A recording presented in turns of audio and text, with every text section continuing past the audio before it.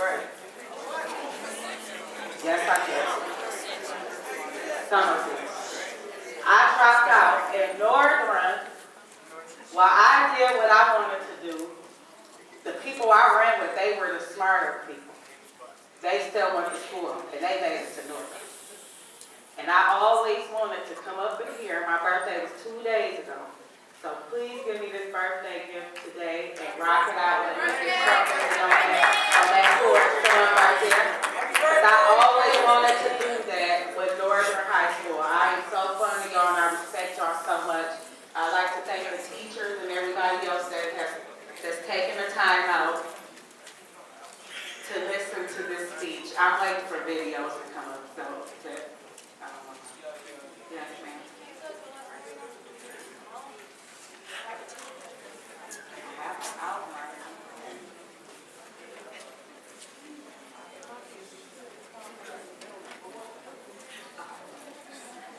Okay, I'll tell my story. Then I guess I don't know how we don't bridge these videos together because they was all at a certain point. Well, my name is author, script writer, motivational speaker, Ambassador Shawnte Lawrence. Now, I didn't always have those titles. Growing up, I came from a very, very, very abusive home. I had a father that was on drugs, which influenced my mother, kind of, into doing drugs, but I'm not going to put it all on him because she had a choice. It was days, me and my sisters, when weeks hungry, starving. My father would lock us in a room with a knife in the door.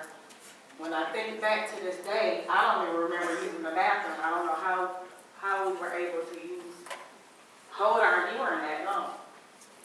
But literally, we would be up in that room for a week straight, sometimes more, no food, no nothing.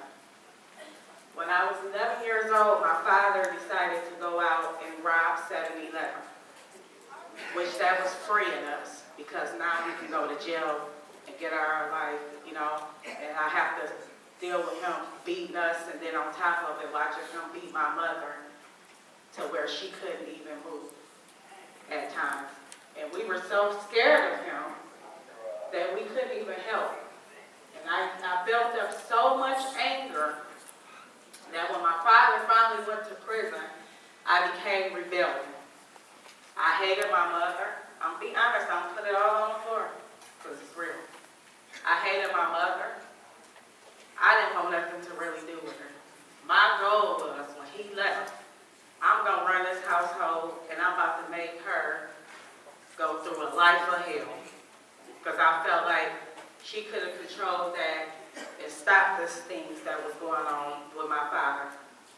So just like any other kid, I went out and I seek friends. I went out and started gang banging. After I gang banged for a while, and I mean tough gang banging, like stuff y'all probably wouldn't even think I would have did, shooting at people.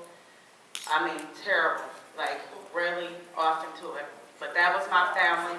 I thought they loved me, But the only thing they did was feed me nothing but negative crap. I didn't learn my lesson and retire from gang banging to do nothing positive. I retired to start selling drugs. I turned in my gang banging rags so that I could click up with the other clique that we was against, so I could sell drugs, so I could network more out in the drug world. After years of doing drugs, eventually, how does it go? You get a drug in your hand, what do you start doing? Using the drugs yourself. I started smoking marijuana, and then I developed a cocaine habit. I was heavy on cocaine, drinking, drugging, every day, constantly. I was 16 years old when I had so much stuff on my heart. I was so stressed out at the age of 16 with nobody to talk to. One, I was too worried about what the people thought that I hung around, that I would never confide in them or tell them nothing because at the end of the day, that ain't cool. You know, drug dealers and gangbangers, they don't go lying and talking about they want to change their life, they stressed out, they getting abused at home, they don't understand why they mama on crack, because that ain't cool, that's the way to life. At 16, I found myself pregnant with my first daughter by a loser.